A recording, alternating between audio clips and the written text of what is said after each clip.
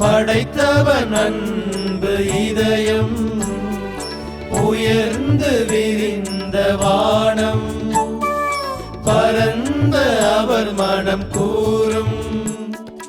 எங்கெங்கும் வீசிடும் தென்றல் காற்றும் பொங்கிடும் நீரின் ஊற்றும் மின்னிடும் மீன்களும் ஒளி தரும் கதிரும் திங்களும் தன்னொளி விளங்கும் என்னென்ன அழகு எங்கெங்கும் மெருகு என்னென்ன அழகு எங்கெங்கும் மெருகு இயற்கையை அணுகு இன்பம் அள்ளி பருகு